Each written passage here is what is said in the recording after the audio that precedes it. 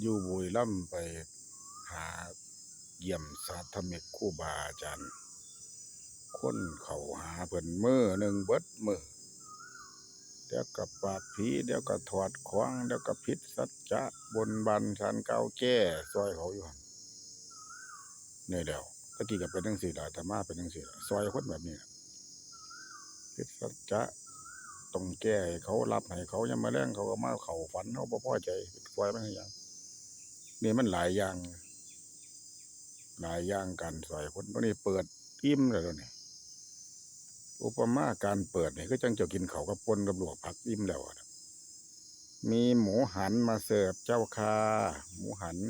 ติ่มซำขนมจีบซาลาเปาเอามาประเคนถวายพระคุณเจ้าโอ้ยมันกินบ่ได้กินข้าวกับลวกผักกับป่นปลาเข็งไปหรอมันอิ่มหรอมันจะไปกินได้จังไดหมูหันตัวละ4-5 พันก็สั่งด้วยห่านหันห่านย่างติ่มซำอีหยังก็สั่งแต่ไม่กินข้าวกับลวกผักไปแล้วกับป่นปลาเข็งไปแล้วว่า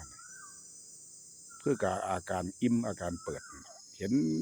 อย่างนี้เลยอาตมาเห็นในอย่างนี้เขาสวยแล้วก็นั่งสวยคนผีอาบน้ำมนต์ไล่ผีตีปอบถอดขวางแก้สัจจะให้เขามันผ่านมาแล้วเฮ็ดมาแล้วแต่เราบัดดีได้เฮ็ดปั๊บเขามาถวายนั่นถวายนี่เด้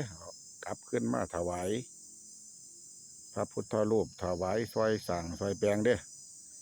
บัดผู้เฮาบัดเฮ็ดซอยบัดบ่มีผู้ใดคิดพอจักเที่ยไม่แต่ลูกชิ้นไม่ละ5 บาทมันก็บ่ซื้อมาฝากนี่ล่ะมันคนชะตาบ่คือกันวาสนาบารมีบ่คือกันสะสมมาบ่คือกันผู้ลางคนให้ฮ้อนก้อนเดียวนึงก็คิดมาซอยฮอด2 สร้างศาลาก็เจ้าขี่ตกป้องขี่ถึกป้องอันนี้ขี่จะว่าจักป้องไหนบ่ถึกจักหลุมอยู่การสิซอยคนการสิตั้งตนสิซอยคนกับเบิ่งมันเกิดจากของแน่เด้อว่าจากของเฮ็ดคุณคนขึ้นบ่